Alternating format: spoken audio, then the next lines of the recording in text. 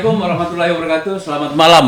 Ketemu lagi dengan Om BP di podcast Om BP. Malam ini saya kedatangan kedua sahabat saya. Keduanya adalah guru kita sebenarnya. Beliau aktif sebagai pendakwah. Karena beliau masuk ke dalam sebuah kelompok dai yang ada di Kabupaten Kutai Timur. Dai yang saya anggap luar biasa karena biasanya kan dai itu tidak mau ikut-ikut cawe-cawe itu di dalam politik. Akan tetapi malam ini beliau menyatakan kepada saya bahwa beliau memiliki relawan juga yang namanya relawan Garuda Army.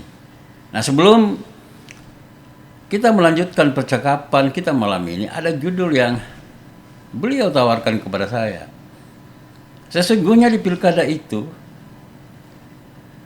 yang diinginkan masyarakat itu, pemimpinnya bagaimana sih? Itu judul yang menarik bagi saya. Karena selama ini kan kita selalu euforia kepada hal-hal yang berbau politik. Akan tetapi ujung-ujungnya kita kadang melupakan bahwa yang kita pilih ini apakah benar-benar pemimpin yang kita pilih itu pemimpin yang dibutuhkan oleh rakyat ataukah bukan. Sebelum kita berdiskusi terkait dengan judul kita malam ini, saya sapa dulu sahabat saya Ustaz Haji Abu Fakih. Assalamualaikum Ustaz. Waalaikumsalam warahmatullahi wabarakatuh. Kayaknya teman-teman kita, netizen kita yang menonton podcast kita ini butuh pencerahan juga dari Ustadz ini.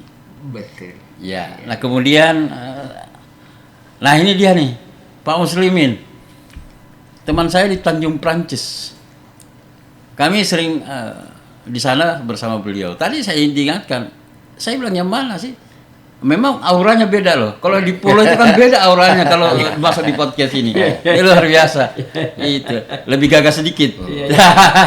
Kalau di pulau lebih gagah banyaknya. Baik, Ustadz Fakih. Ini menarik ini judul ini. Ya, karena apalagi kita kan selalu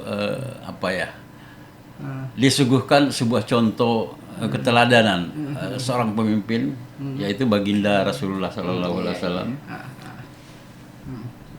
Karena ini juga sebenarnya masih dalam Maulid ya. Tidak ada terlambatnya kalau kita menyampaikan selawat kepada beliau. Allahumma shalli ala sayyidina Muhammad wa ala ali sayyidina Muhammad.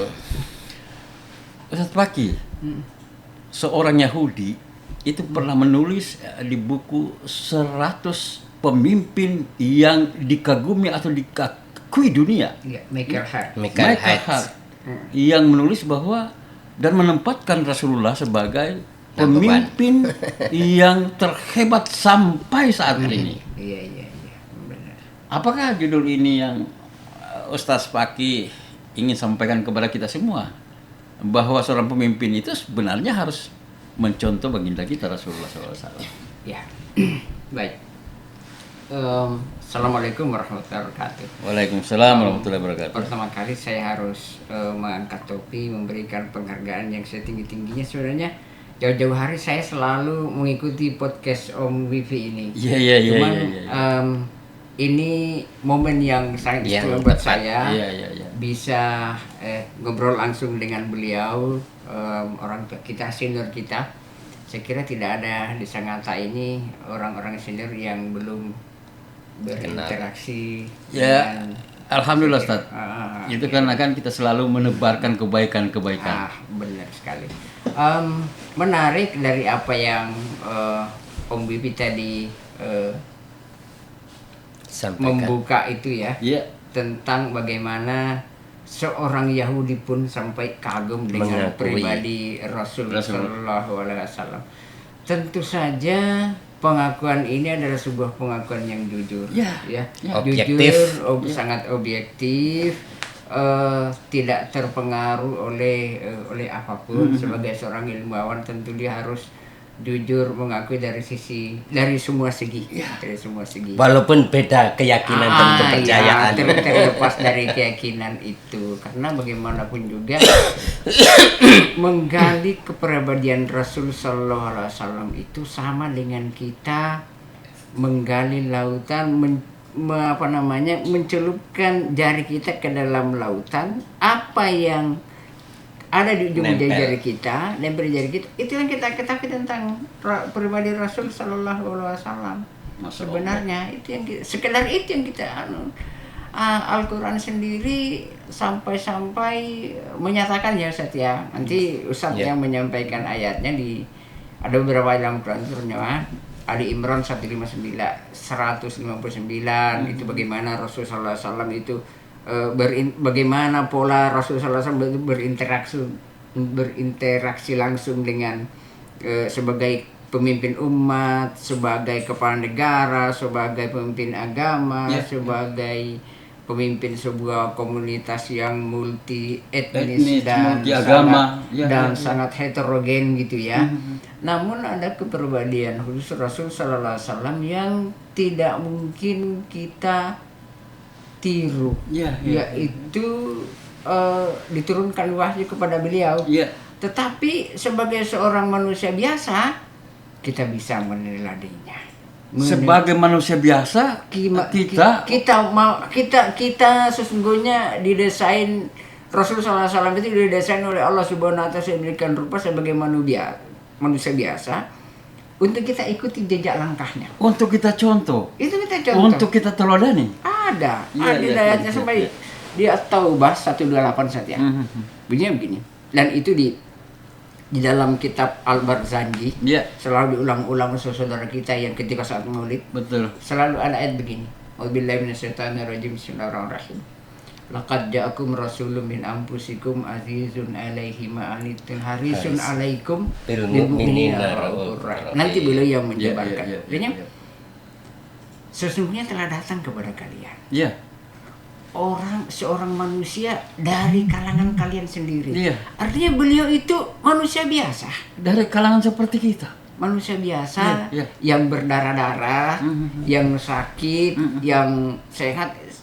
Perilakunya persis seperti manusia biasa. Dia seorang laki-laki yang punya rasa, punya empati dan segala-galanya. Di dalam ayat itu dikatakan bahwa harisun alaikum. Artinya dia itu sangat peduli, punya kepedulian sangat tinggi yang tidak dimiliki oleh manusia kebanyakan di antara kalian. Beliau adalah manusia yang care. Bukan saja kepada umatnya, tetapi juga termasuk umat lain. Iya.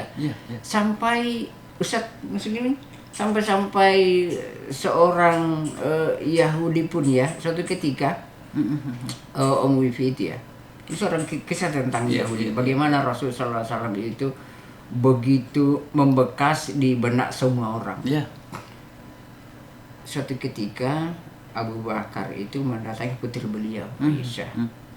Wahai Aisyah, adakah sesuatu hal dalam pribadi Rasul Sallallahu Alaihi Wasallam itu yang belum saya contoh, yang belum saya tahu?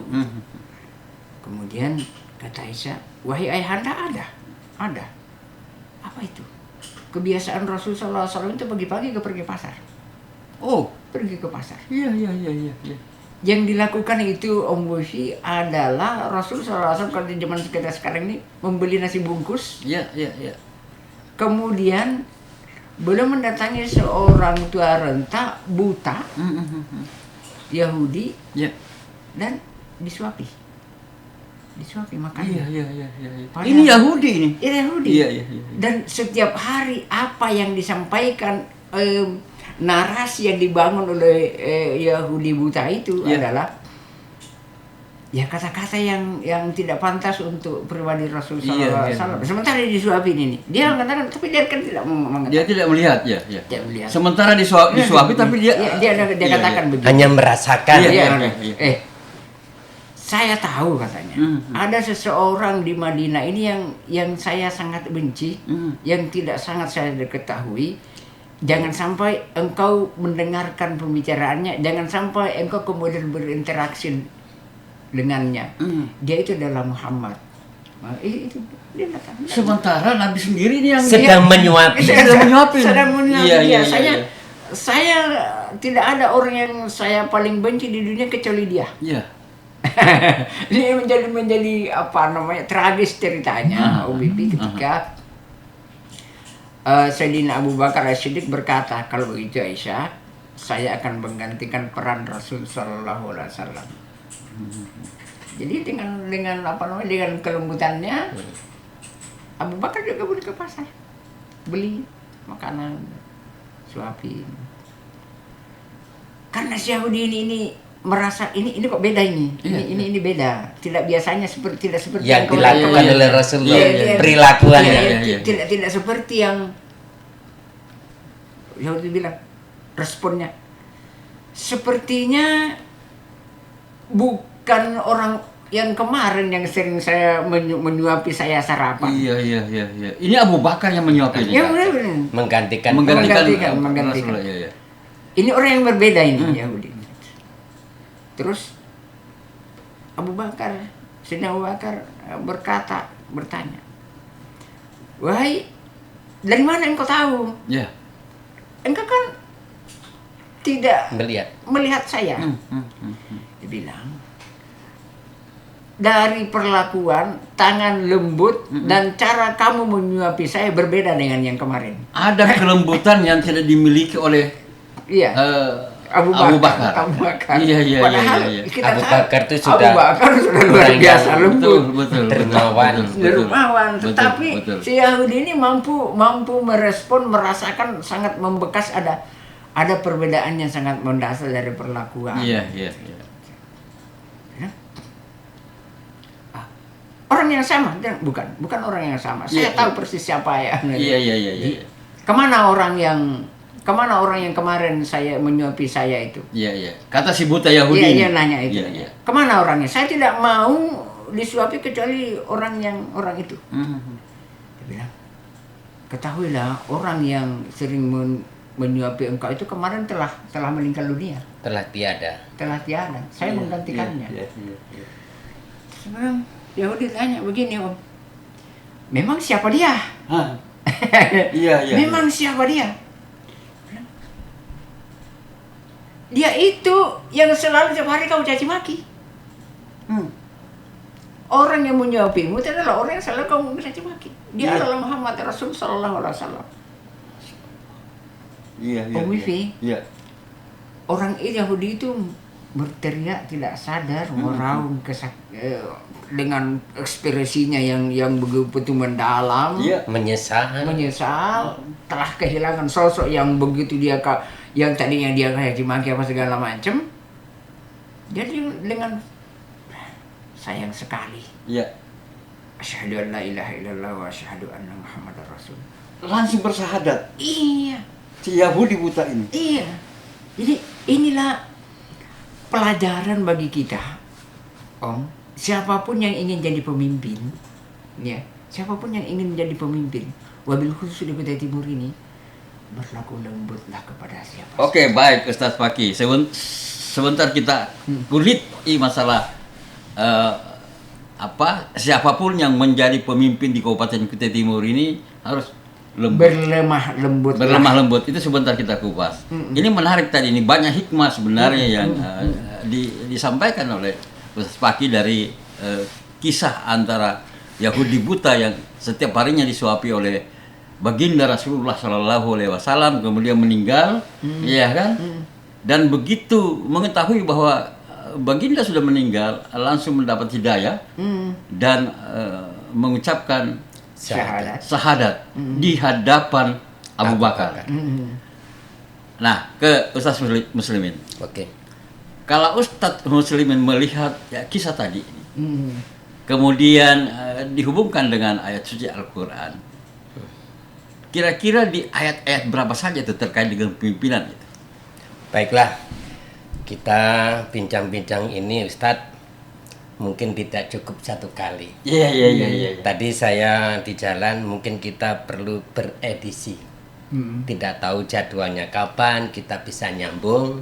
Tetapi dari awal saya simak bahwa tertarik sekali dari pembukaan yang kita kemukakan dengan pandangan seorang Yahudi atas kebesaran, kecakapan, kepemimpinan Rasulullah SAW.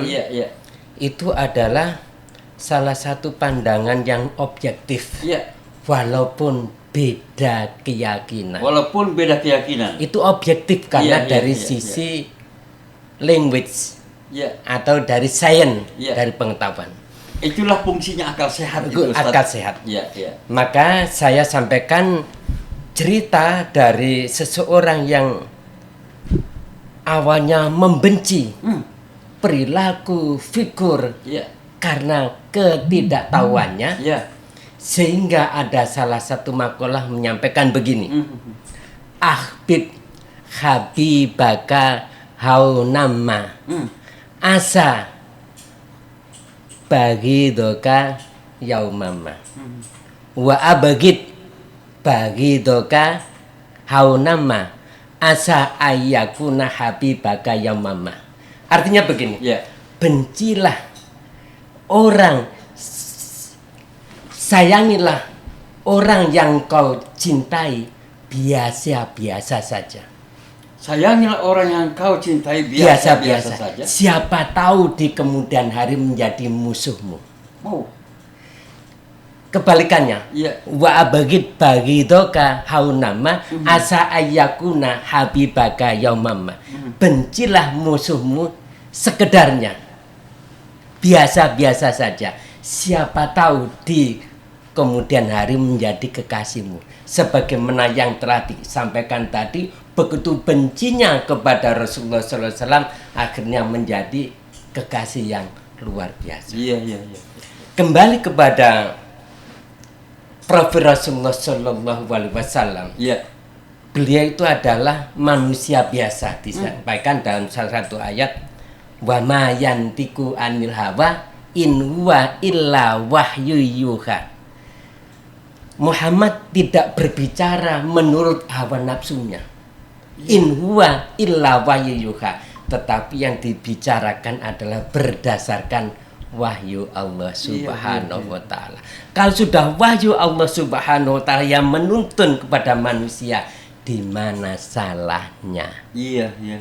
Berarti kita yang tidak mengerti tentang ajaran itu sendiri kalau kita menyimpang daripada wahyu Allah Subhanahu wa ta'ala.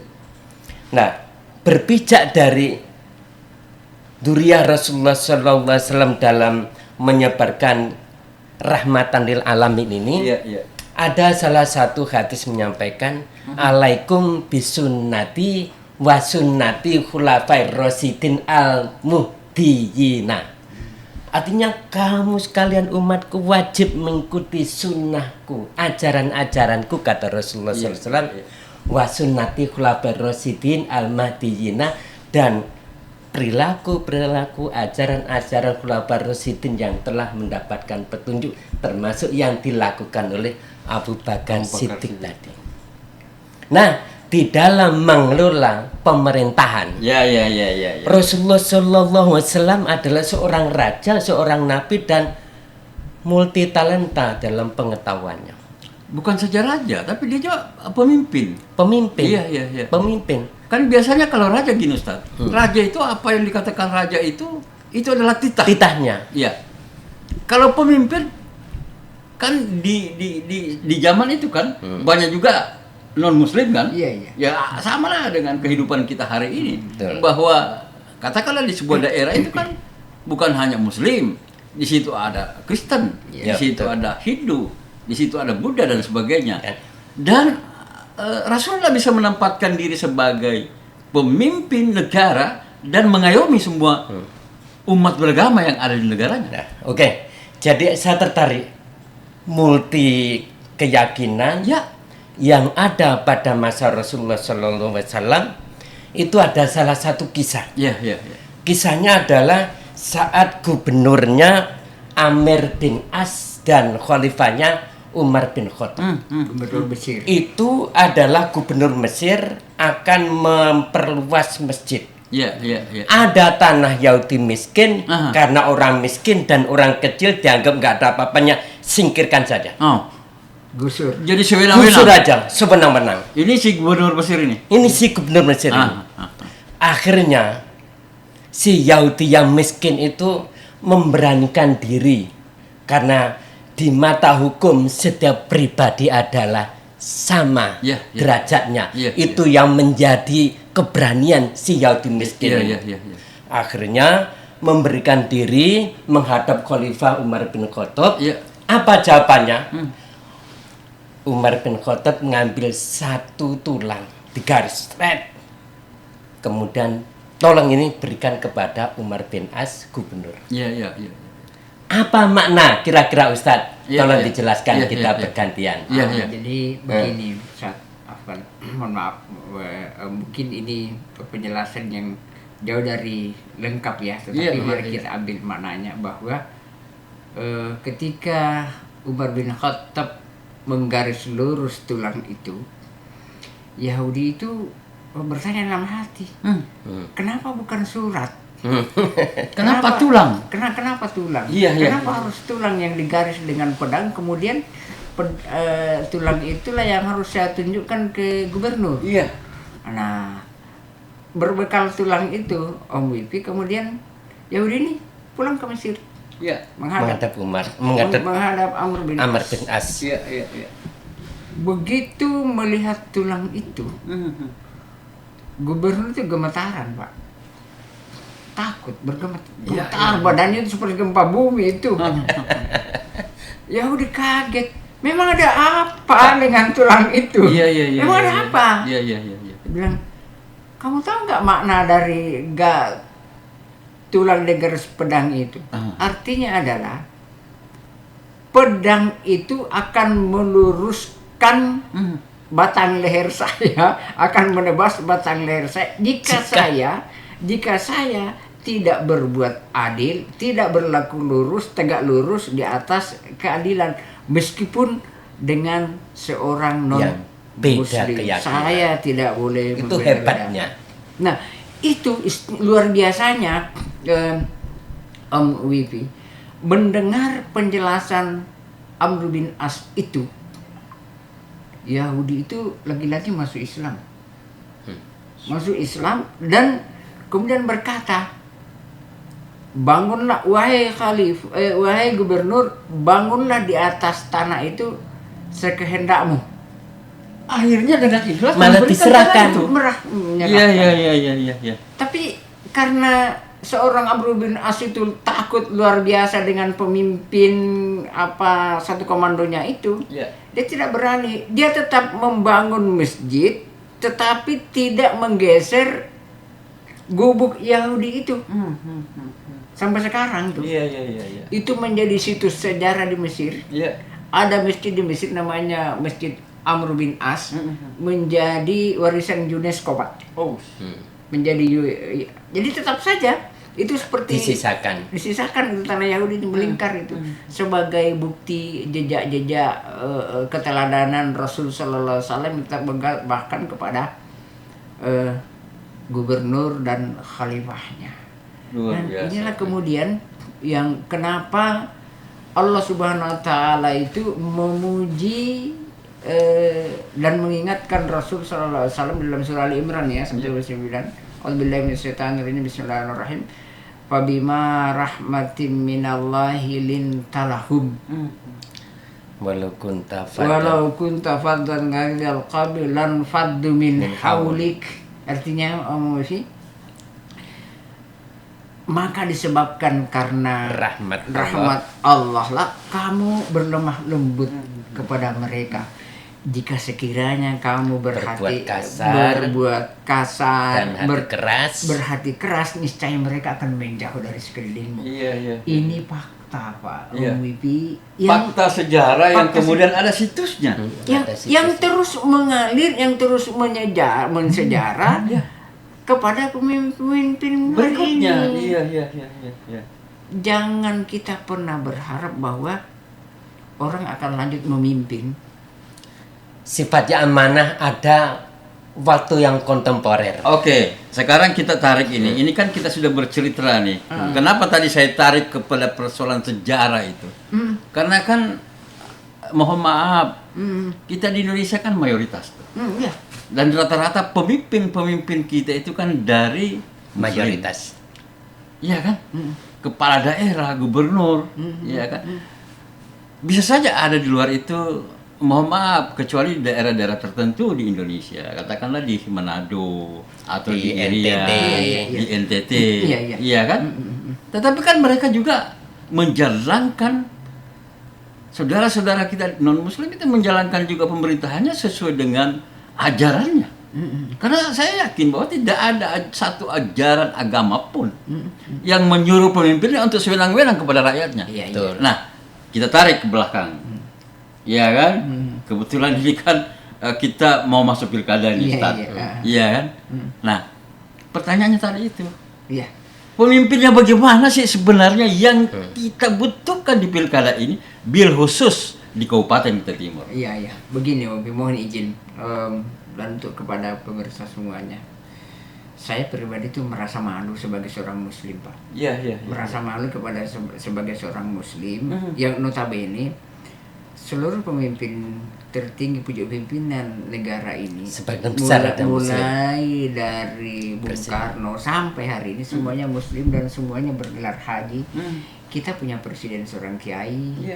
Kita punya kurang apalah gitu. Dan semuanya notabene muslim. Tetapi tidak mampu memberikan rasa nyaman yang maksimal, memberikan keteladanan bagaimana seharusnya seorang muslim itu memimpin. Bagaimana saudara kita yang tidak seakidah dengan kita begitu nyaman dengan kehadiran kita sebagai pemimpin. Mereka begitu mempercayai bahwa di tangan seorang muslim ketika memimpin, mereka tidak akan terzolimi, mereka tidak akan terganggu. Iya, karena itu sudah dicontohkan oleh Rasulullah, dicontohkan oleh khalifah-khalifah setelahnya. Itu yang tidak ada hari ini. Nah, kita tidak mungkin ada seorang pemimpin, Bipi, yang betul bisa sempurna seperti Rasul Sallallahu Alaihi Wasallam. Minimal mendekat. Iya, tetapi mari kita melalui malam yang mulia ini, saya ingin menyampaikan kepada seluruhnya, kepada siapa saja yang maju dalam kontestasi pilkada Kutai Timur ini. Jadi bukan hanya di Kutai Timur ini, Indonesia. Kepada seluruhnya lah. Mari kita tunjukkan jati diri kita sebagai seorang muslim ketika kita memegang amanah kepemimpinan. Ya. Karena orang non muslim itu tidak mungkin untuk mengenal Islam kemudian mereka harus bercapek-capek membuka Al-Quran. Tetapi hendaknya setiap pribadi kita ini ketika mereka bertanya seperti apa sih ajaran Islam itu, maka kita harus berani berkata, kalau mau melihat Islam, lihatlah Pak Muslimin. Jadi terima kasih Ustadz. Saya ingin menambah keceriaan kita di dalam wawasan kebangsaan yang hubungannya dengan pemimpinan. Saya punya salah satu syair demikian, Pak. Indonesia negeri kita, aneka ragam suku bahasanya, banyak agama dianutnya. Mari hidup aman sentosa, banyak agama dianutnya. Mari hidup aman sentosa. Satu kali lagi. Pancasila dasar negara, merah putih benderanya. Demokrasi itu sistemnya, itulah Indonesia. Demokrasi itu sistemnya, itulah Indonesia. Coba dikupas syairnya, Ustadz. Nah, saya tangkap begini. Sebelum Ustadz Abu Fakih menjelaskan syair itu, saya menangkap apa yang dinyanyikan atau dilenggamkan oleh Ustadz Muslimin tadi itu adalah seharusnya, ya, seharusnya pemimpin-pemimpin kita di negeri ini itu berlaku seperti itu. Ada jiwa nasionalisme. Nah, itu yang perlu kita. Ketika kita bicara nasionalisme, nah itulah yang mungkin dikatakan Ustaz. Di dalam hal agama, agamamu adalah agamamu, agamaku adalah agamaku.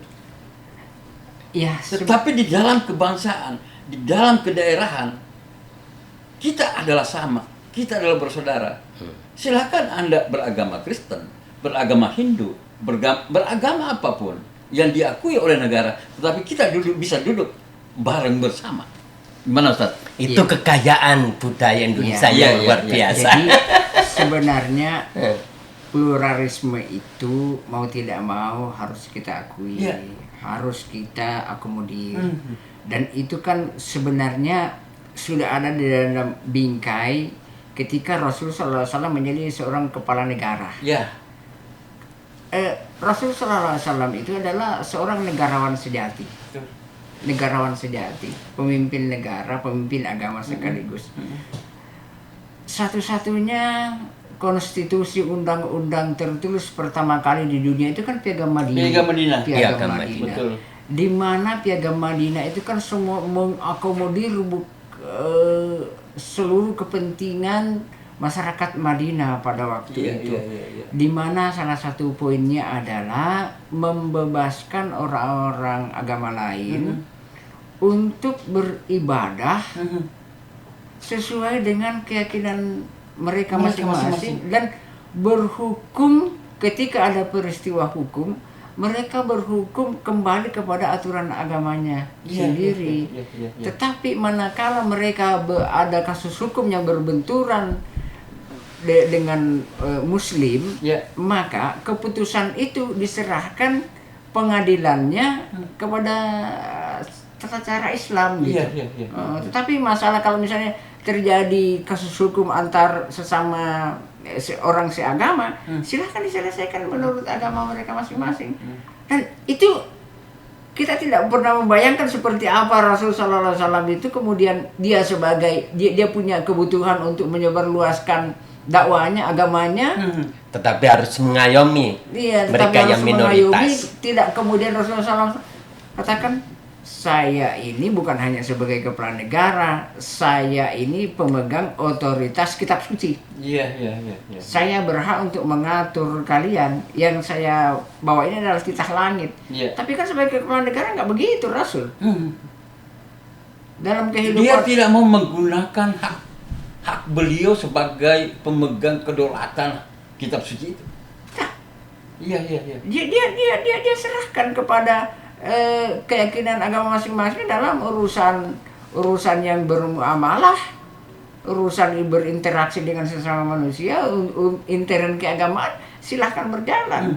Tetapi dalam hal yang urusan kenegaraan, perjanjian damai dengan bangsa lain, itu kan perjanjian pada waktu zaman kepemimpinan Rasul itu kan sudah ada negara superpower. Romawi. Ada Romawi dan Parsi. Betul. Romawi itu adalah kalau kita sekarang itu adalah NATO. NATO-nya waktu itu. Sedangkan Parsi itu kan ada penganut Majusi Parsi itu ya. Katakanlah dulu sebelum Uni Soviet runtuh. Nah itu dua adidaya itu harus dihadapi oleh negara yang notabene secara wilayah kecil sekali. Masih lemah. Untung saja pada waktu itu Nabi sudah mengikat orang-orang kafir Quraisy dan suku-suku bangsa di sekitar Madinah itu dengan dalam sebuah perjanjian damai Hudaybiyah. Sehingga mengurangi kerawanan, mengurangi sehingga tercipta stabilitas negara. Kalau tidak, kalau bukan karena perjanjian Piagam Madinah, ronrongan Yahudi dari dalam luar biasa. Iya. Ada Bani Quraiza, ada Bani Nazir di situ. Kemudian di lingkup kota Madinah itu kan sendiri cuma ada suku besar, ada bangsa besar, Aus dan Khazraj yang selalu merongrong. Ada bibit-bibit perpecahan di antara mereka sendiri, dan itu harus semuanya diayomi Rasulullah SAW sebagai kepala negara. Nah, Rasulullah sebagai teladan kepemimpinan yang harus diikuti oleh pemimpin-pemimpin di daerah, termasuk di Kutai Timur. Iya. Kita masuk ke pilkada ini, Ustaz. Tetapi sebenarnya kan kalau kita tarik hikmah dari kisah kepemimpinan Rasulullah, bagaimana beliau bersentuhan dengan orang buta yang orang buta tadi mencaci makinya, tetapi beliau tidak mengatakan, saya ini Rasul Muhammad yang kau caci maki. Dia simpan itu. Dia simpan itu sebagai sebuah cerita yang kemudian kita kenal hari ini. Iya kan? Yang lalu kemudian itu masuk di kisah-kisah para nabi. Nah, kalau melihat situasi seperti itu, Ustaz, kita masuk ke Kabupaten Kutai Timur. Kira-kira tipikal pemimpin di Kutai Timur itu yang tidak usah mendekati, Ustaz. Iya kan? Kalau kita mendekati itu kan nanti dibilang, ini.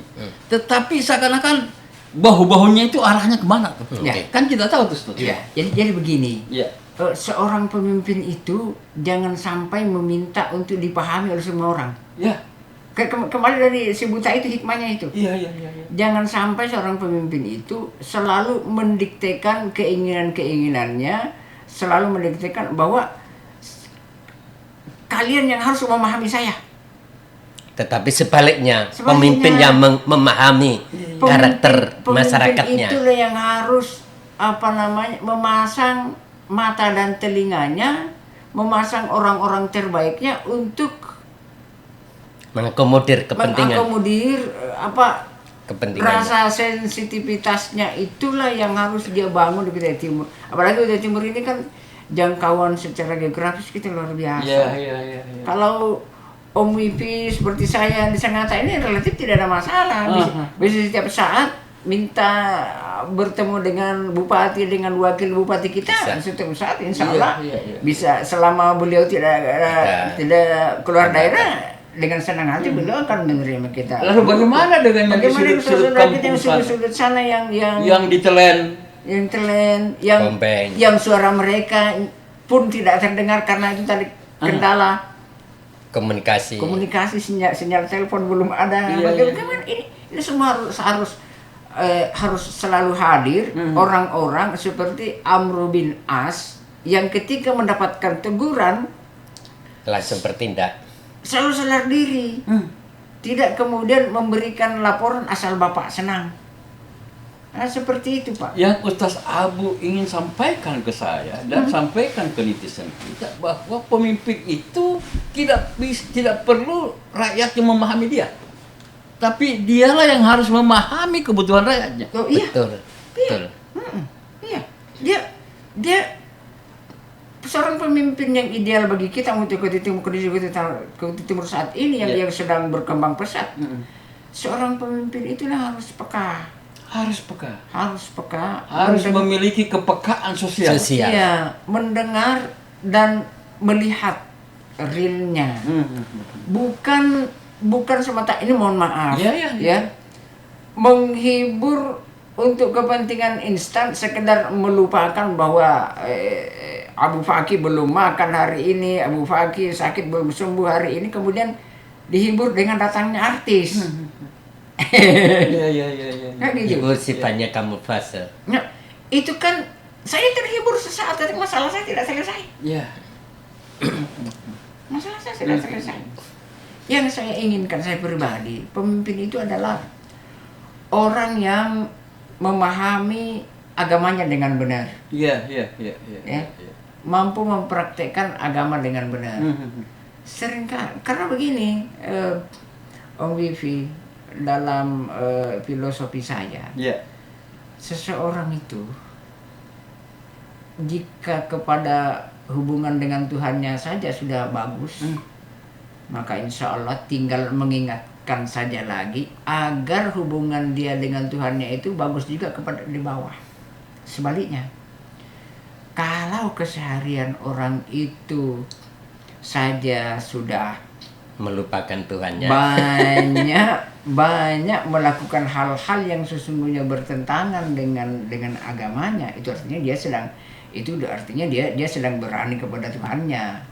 Bayangkan kalau kepada Tuhan aja berani, bagaimana dengan yang dipikirkan pemimpinnya? Kan itu, Pak. Jangan-jangan ini yang menginspirasi Bimbo ini. Apa yang dikatakan oleh Ustaz Fakih ini. Akhirnya saya menjawab lagunya tadi Ustaz Muslim ya. Iya. Aku jauh, engkau jauh, aku dekat. Hati adalah cermin. Nah, kayaknya apa yang disampaikan Ustaz Fakih itu yang menginspirasi Bimbo menulis lagu itu. Ya begini, hati itu adalah kata Rasulullah SAW, pengendali seluruh anggota tubuh kita. Ya. Apa yang ada di dalam hati kita itu akan mempengaruhi pikiran kita.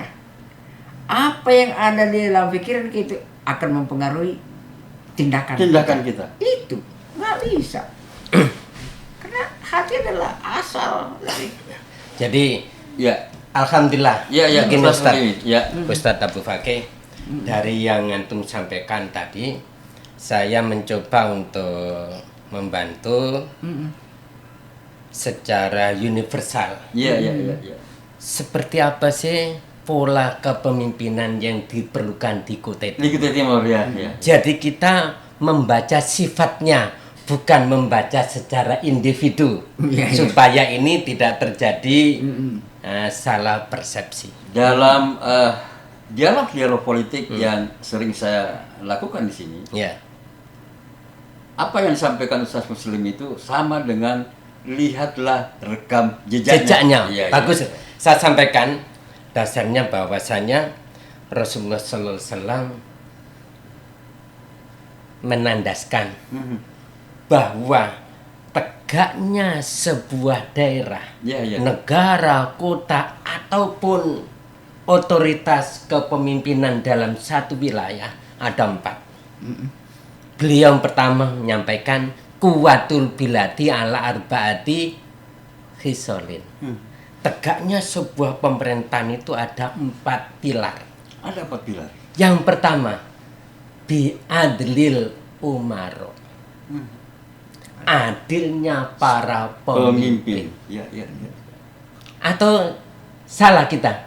Yang pertama adalah biilmil ulama. Pertama adalah biilmil ulama, dengan ilmunya para ulama. Iya. Sehingga para umaro itu adalah mengkaji kembali pengetahuannya. Fas'alu ala dzikri in kuntum la ta'lamun, bertanyalah kepada ahlinya jika tidak mengetahui tentang sesuatu. Termasuk umaro harus bertanya kepada ulama. Ya. Yang kedua, biadlil umaro, dengan adilnya para pemimpin. Adil pemimpin itu seperti apa? Iya. Tentunya dalam konteks ini tidak adil itu dibagi rata. Iya. Misal, kalau daerah ini yang diperlukan apa? Apa pembangunan di suatu daerah itu yang paling mendesak? Itu yang kita layani. Sesuai dengan kebutuhannya. Iya. Jangan sampai kita layani yang tidak manfaat atau kurang dibutuhkan tapi dipaksakan. Ini harus di sana dibangun. Iya. Sesuai dengan aspirasi yang berkembang. Kemudian yang ketiga, Ustaz, wa bisakhofatil aghniya, dengan dermawannya para pengusaha atau para orang-orang yang kaya. Artinya dermawannya para pedagang. Artinya begini, bukan berarti dermawannya para pedagang, para pengusaha, para orang kaya itu langsung bagi-bagi rezekinya tiap hari, bukan. Iya. Termasuk implementasinya adalah membuka lapangan pekerjaan. Iya. Ini adalah bagian daripada wasokhawatil aghnia. Kemudian yang terakhir, yang keempat adalah Bidu'ail fuqara, dengan doanya orang-orang yang miskin, fakir miskin. Kalau ada sifat 4 ini dilakukan oleh pemimpin dalam satu daerah, itu insya Allah baldatun thayyibun warabun ghafur akan kita rasakan semua. Begitu Ustadz Abu. Nah, kan podcast ini juga Om didiskusikan itu sebagai salah satu program untuk memberikan semacam edukasi, pencerahan politik agar akal sehat rakyat itu betul-betul terbuka. Nah, saya kira podcast Om malam ini yang luar biasa nih. Kalau masyarakat kita mulai dari awal tadi ya menyimak ini, akhirnya dia akan berpikir tuh, kalau apa yang dikatakan oleh Ustadz Abu Fakih, Ustadz Muslimin, maka yang akan saya pilih ke depan itu yang ini. Iya kan? Iya. Jadi gini, saya itu sering mendapatkan pertanyaan dari jamaah saya di majelis ta'lim dari kajian-kajian itu. Ustadz, kenapa sih kok harus milih army? Ya. Ada apa? Iya. Saya mau tanya tadi itu Ustaz belum lagi. Iya. Tapi begini Ustaz. Iya. Coba tolong secara awam itu apa sih Garuda Army itu? Nah, ya, karena mereka tuh taunya adalah kepalanya burung Garuda. Lalu sayapnya kemana? Coba itu dijelaskan dulu supaya secara awam tuh paham apa sih Garuda Army. Nanti kita kupas itu. Ini yang menarik ini Ustaz. Abu Fakih tadi. Saya biar saya sampaikan kepada jemaah sekalian, mohon maaf saya terpaksa harus menyampaikan ini lagi. Kenapa sih seorang Abu Fakih itu yang notabene mestinya netral ya? Mestinya netral. Netral dalam arti begini. Om Wifi, saya itu bersahabat dengan keempat-empat calon kita. Saya pembina Majelis Taklim Masjid As-Salam. Oh, setiap bulan saya mengisi dakwah di situ. Saya tahun 98 adalah kader PKS dan harus berhenti tahun 2003 karena waktu itu yang mewakili duduk di KPU semacam belum KPU harus keluar dari partai saya itu. Kalau secara pribadi saya itu sangat dekat dengan keluarga Mahyunadi. Ini secara kepribadian saya kepribadian dulu ya. Kalau dengan adinda saya, mohon maaf, Pak Kasmidi Bulang itu sangat dekat secara pribadi, sangat dekat. Cuman sebagai seorang individu kan saya kan harus memilih. Betul. Saya harus memilih. Dan saya harus menentukan pilihan menggunakan hak demokrasi saya dengan dengan rasionalitas yang betul-betul sesuai dengan hati nurani. Bukan semata hati nurani, Om. Saya harus bertanggung jawab secara agama. Saya harus bertanggung jawab kepada jamaah saya. Saya harus bisa memuaskan jamaah saya ketika mereka bertanya. Jadi saya katakan begini. Kalah menang bagi saya bukan soal. Bukan itu soal belakang. Itu hanya proses.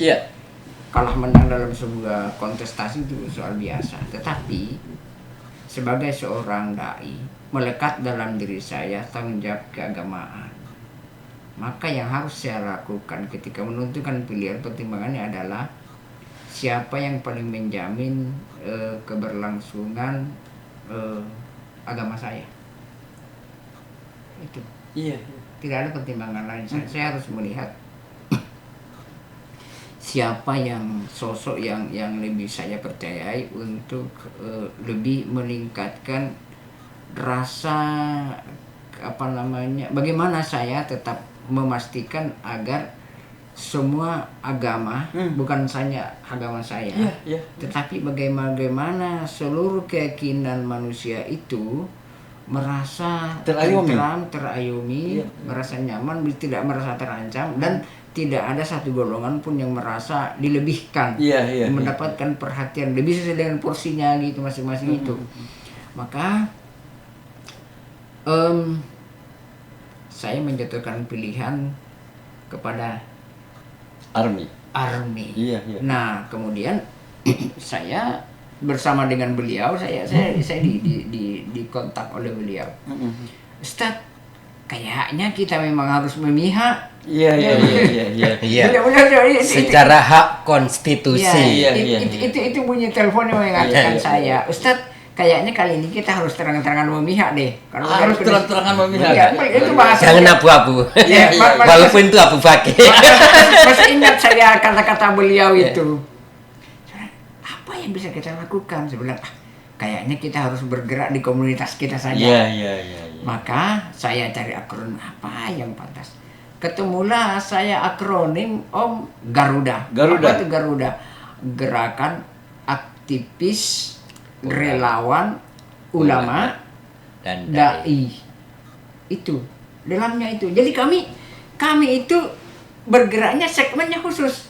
Garuda itu gabungan gerakan aktivis ulama dai. Dan simpatisan. Karena ternyata setelah berjalan waktu, kami bukan hanya yang bergabung itu bukan hanya para dai, bukan hanya para ulama, ternyata jamaah majelis taklim juga ikut bergabung di situ. Memang kalau sudah guru yang ngomong, biasanya begitu tuh. Diikuti oleh muridnya. Anggaplah jamaah ini sebagai murid. Itulah karena bagaimanapun juga, meskipun kecil kapasitas kami adalah lokomotif, bukan gerbong. Iya. Jadi secara keanggotaan, sampai hari ini ada 100 lebih yang belum saya input. Jadi kalau perlu kita sampaikan semangat kita, bahwasanya data yang kita himpun itu melalui para koordinator di lapangan. Mungkin satu koordinator bisa membawa 20, 40. Dan itu sampai hari ini itu terakhir mandek di 324. Yang lain belum terinput. Artinya data sudah ada kendalanya karena laptop saya itu baru usia 14 tahun. Makanya jadi kadang-kadang lelet. Itu. Beliau ini kan saya sekjennya. Saya percaya sebagai sekretaris karena saya kan kelemahan saya itu adalah di media itu. Teknologi media itu. Jadi beliau kebetulan ahlinya. Maka teman-teman yang bergabung itu saya kumpulkan KTP-nya, kakaknya. Saya minta lah, bilang tolong Ustadz Muslimin bikin aplikasi yang memuat nama, NIK, jenis kelamin, alamat, kalau perlu seperti nomor Google TPS-nya. Form lah. Karena beliau ini kan pengalaman di Bawaslu. Di Panwas. Di Panwas. Iya, Panwas. Saya juga sedikit punya pengalaman kemarin jadi ketua PPK. Kecamatan Sangat Utara ya.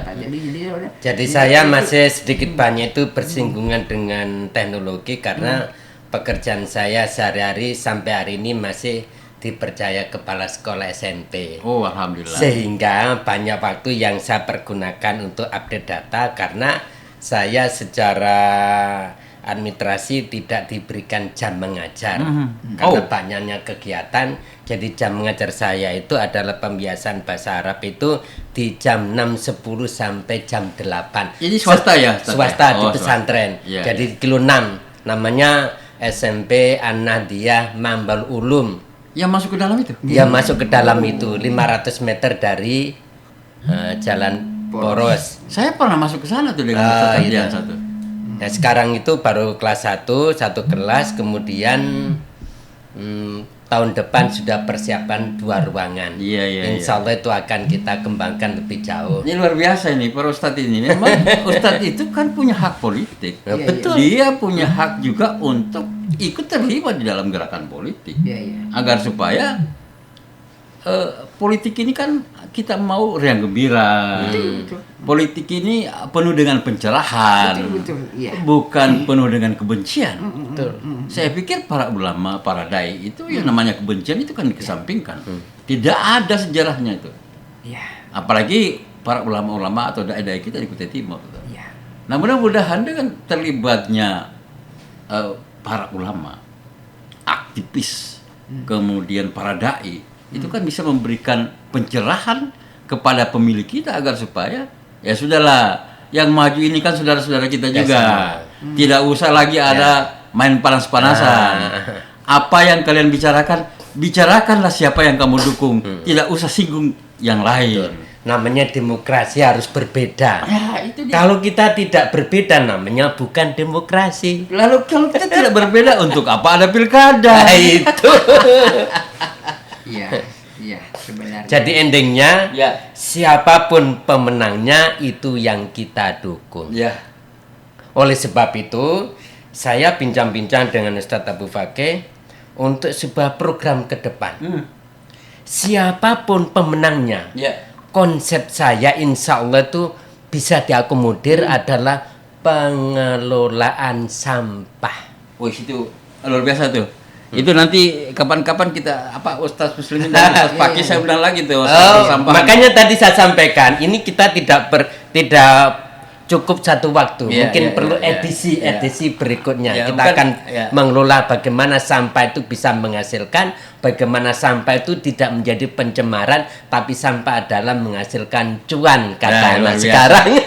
Oke, baik Ustadz Fakih dan Ustadz Muslimin. Arahnya kan kita sudah tahu ini bahwa Ustadz Abu Fakih ini kan ketua relawan Garuda Army. Kemudian Ustadz Muslimin adalah sekretaris relawan Garuda Army. Alasannya sudah jelas tadi. Kenapa memilih Army? Karena tadi bahwa sosok Ardiansah Sulaiman dan Pak Mahyunadi itu yang bisa diterima di semua kalangan. Iya, benar. Saya tidak ragu itu. Tadi malam ada yang menarik tuh. Seorang ibu-ibu perempuan dari tokoh Toraja tuh ngobrol di sini, Ustaz. Ngobrol di podcast ini tuh. Yang beliau kebetulan ketua Mom Squad Army. Beliau mengatakan bahwa Pak Ardiansah Sulaiman itu tidak membeda-bedakan. Gereja kami dibantu. Sekolah minggu kami itu diberi honor. Para pekerja-pekerja yang di gereja itu ada seperti apa yang dilakukan di masjid-masjid. Di situ kan di gereja itu kan ada juga seperti loja. Iya, betul. Kalau kita kan ada imam masjid. Di gereja juga ada begitu. Ada rohaniwan, kalau kita ada pembangunan. Nah, itu dia. Nah, itu ternyata dia bilang, "Om, kami dibantu." Bahkan Pak Ardiansah Sulaiman dan istri beliau Haja Siti Robiah itu kalau diundang ke gereja, yang penting ada waktunya dan ada di tempat, pasti datang. Nah, ini salah satu bagian yang semestinya dicontoh oleh pemimpin kita. Nah, ironisnya kan banyak juga tuh di luar tuh menggunakan isu agama. Enggak usah, itu kan tidak masuk gereja. Dibantah tadi malam ibu dari Mom Squad itu. Ini luar biasa nih. Artinya bahwa ada cahaya, ada roh keteladanan Rasulullah yang ada pada diri Pak Ardiansah Sulaiman. Iya, jadi begini Om, testimoni-testimoni seperti itu yang membanggakan kita, menguatkan kita bahwa itu jaminan ketika pasangan Army ini dipercaya oleh mayoritas penduduk Kutai Timur, maka tentu saja apa yang sudah kemarin dilakukan program itu insya Allah kita yakin dan percaya bahwa itu akan ditingkatkan. Itu akan ditingkatkan. Kemudian hal-hal baru yang menjadi usulan masyarakat tentu saja itu akan diakomodir sesuai dengan kemampuan daerah, tentu saja melalui proses yang namanya musrembang apa segala macam. Karena melalui proses undang-undang kan itu ada undang-undang di situ. Jadi satu hal kita poinnya kesyukuran kita adalah kesulitan seorang pemegang kebijakan, pemutus kebijakan ada program itu, kesulitannya seorang eksekutif adalah ketika ada usulan dari masyarakat, pembangunan dari masyarakat itu sering dipeto oleh legislatif karena ada pertentangan. Masing-masing punya kepentingan. Ada kepentingan, tapi yang menjadi jaminan kita hari ini adalah bahwa ketua DPRD kita adalah orang Army. Itu tidak bisa dipungkiri. Tidak bisa Pak. Tidak bisa. Artinya tidak ada benturan kepentingan di situ. Nggak ada benturan kepentingan. Kepentingan eksekutif legislatif itu sama. Iya, itu poinnya. Iya. Itu poin itu titik tekan yang ingin saya sampaikan. Ayo, Army itu begitu. Nilai plusnya Army di situ. Ketika seorang bupati mengusulkan program-program pembangunan, insya Allah selama tidak melanggar konstitusi, itu pasti akan dieksekusi oleh mendapat persetujuan. Jadi termasuk kemarin saat itu peningkatan dai pembangunan yang selama Kota Timur ini berdiri, itu belum ada karya para dai yang dibukukan dalam satu naskah menulis khutbah Jumat. Nah, saya usulkan dan disetujui, tinggal menunggu eksekusinya kapan. Seharusnya kita sudah bisa mampu menulis khutbah Jumat itu per edisi. Tahun ini edisi pertama, nanti tahun berikutnya. Dan ini adalah menjadi kekayaan intelektual dai-dai pembangunan di Kota Timur. Dan para ulama dan dai itu sebenarnya itu kan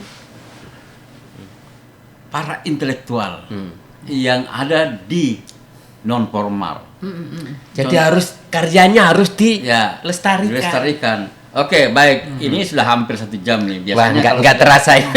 Biasanya kalau selama 1 jam itu saya selalu memberikan kesempatan kepada tamu saya untuk menyampaikan pernyataan terakhir terkait apa yang kita bicarakan, kemudian harapannya untuk para calon pemimpin di Kabupaten Kota Timur. Silakan Ustaz Haji Abu Paki. Baik. Disitu sekalian, melalui kesempatan yang sangat singkat ini, saya hanya ingin mengatakan bahwa jangan pernah ragu untuk menentukan pilihan kepada pasangan Army. Jika Army ini kemudian ternyata katakanlah bahasa paling buruknya kalah dalam kontestasi, kesempatan berikutnya itu tidak akan pernah kita miliki lagi. Tidak pernah kita miliki lagi. Saya dan komunitas dai umumnya sangat mengharapkan dukungan kita semuanya, karena usaha tidak akan mengkhianati hasil. Usaha tidak akan mengkhianati hasil. Yakin. Kita dengan segala upaya kita, Allah yang tahu. Tidak akan ada kerja yang sia-sia. Tidak ada pekerjaan yang sia-sia. Oleh karenanya masih maksimalkan upaya. Ini pada hari-hari ke depan ini memang penuh tantangan, dan pastikan bahwa doa-doa kita akan melangit dan akan turun ke bumi. Itu aja. Luar biasa. Saya kira seperti itu. Oke, baik, Pak Ustaz Haji Abu Paki, kemudian Ustaz Muslimin. Oke. Saya punya pandangan bahwasanya pemimpin itu adalah khodimul ummah. Pemimpin itu adalah pelayan umat, pelayan publik kalau bahasa anak sekarang. Sehingga perlu kepekaan sosial sebagaimana yang telah kita bincang-bincangkan tadi. Kemudian menyangkut dengan proses pemenangan. Ada salah satu ayat menyampaikan wa alaisal insanu illa ma sa'a. Sesuatu itu berhasil diukur sesuai dengan sejauh mana yang ia lakukan. Artinya timnya solid, kompak, satu suara, satu misi, insya Allah hasil tidak mengkhianati usaha. Demikian, terima kasih, semoga ini menjadi. Terima kasih para guru yang telah hadir malam ini di podcast KWP. Malam ini saya tidak berikan kesimpulan, akan tetapi saya menyerahkan kepada teman-teman yang menyaksikan podcast ini. Silahkan menyimpulkan sendiri apa yang kami diskusikan malam ini. Saya akhiri podcast ini. Assalamualaikum warahmatullahi wabarakatuh.